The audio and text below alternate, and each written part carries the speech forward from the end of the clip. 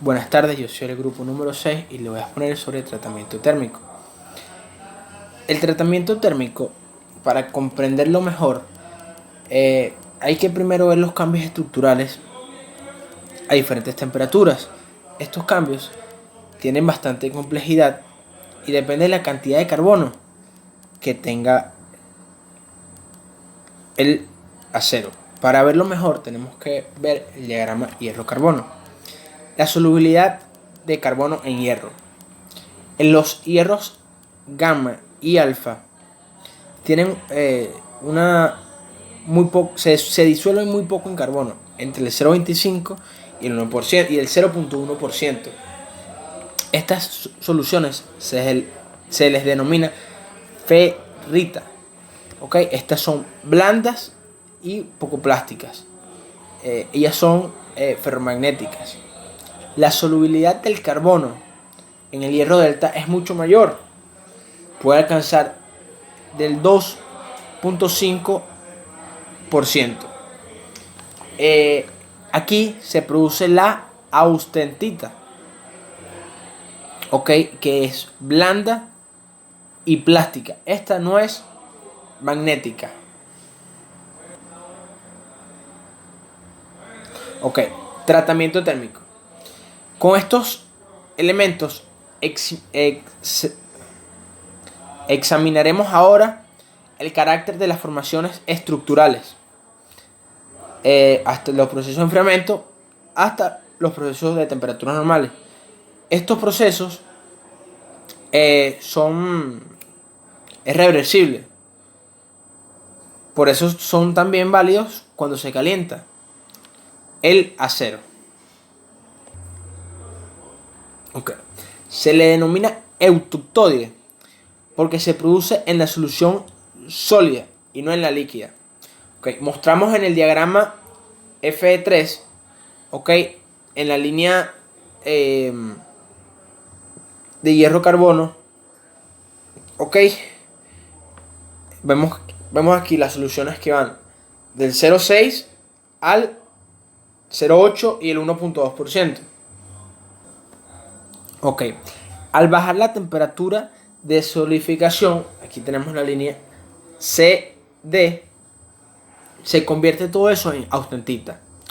Ok, tenemos tres pasos. Para el acero de 6% de carbono o menos, alcanzar la línea Fe o GH, donde ahí conviven todas las estructuras. La formación de ferrita con muy poco carbono disuelto hace que el resto de la austentita pase a ser más rica en carbono, por lo que se alcanza el 0,8%. Para el acero al 0,8% de carbono, como tiene composición adecuada para la conformación y reacción de cementita, el final del proceso de reacción conduce a perlita en casi toda la masa sólida. ¿Ves? Aquí tenemos las imágenes de cómo es ferrítica, perlítica, en todo este aquí. Okay. Para el acero al 1,2 de carbono o más, una vez que se alcanza la línea ED, aquí está ED, comienza a segregarse cementita secundaria, por lo que la sobresaturación de la austentita con carbono con el enfriamiento posterior y sobrepasar la línea GH al final aquí se produce cierta cantidad de ferrita que junto a la cementita forman perlita. Aquí tenemos contenido de carbono en los aceros. Primero vamos a comenzar con acero bajo en carbono, entre el 0,8 hasta el 0,25% peso de carbono. Son blandos pero dúctiles. Son capaces de moldearse en alambres, hilos, sin romperse. Muy trabajables, o sea, son muy fáciles, cortables, maquinables, soldables.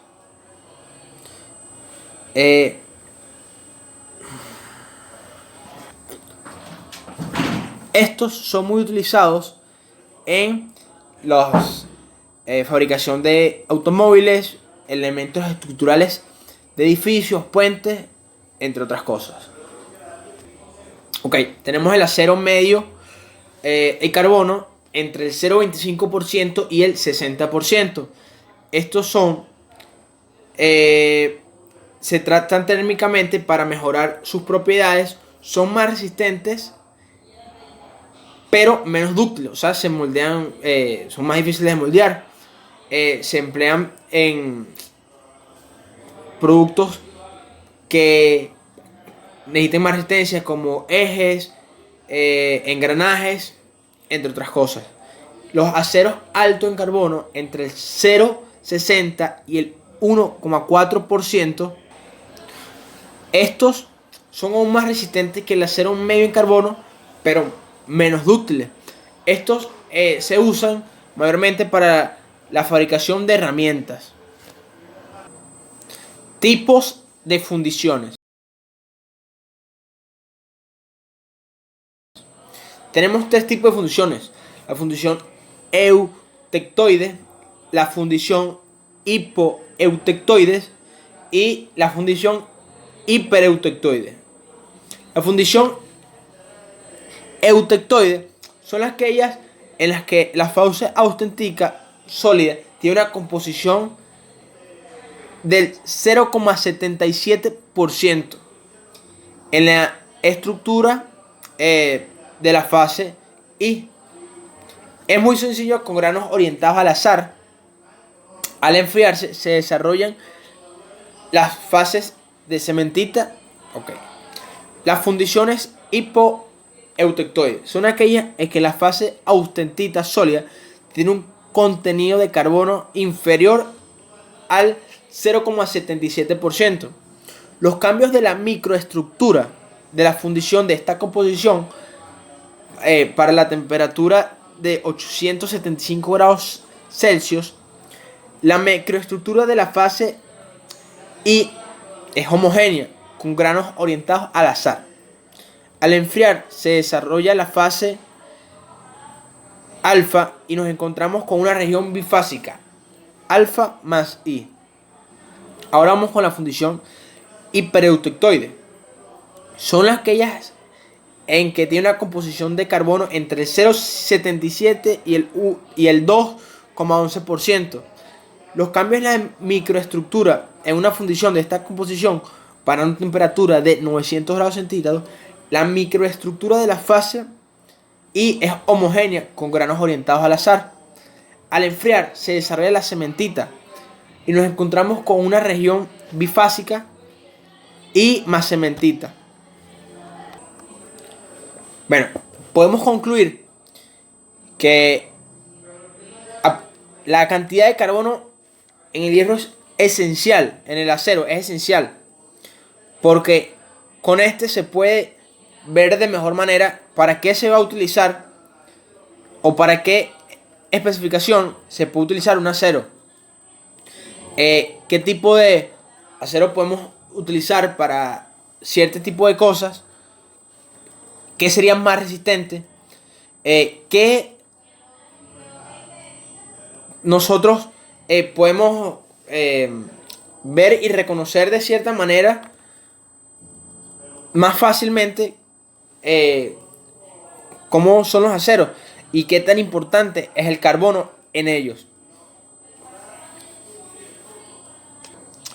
Que si a temperaturas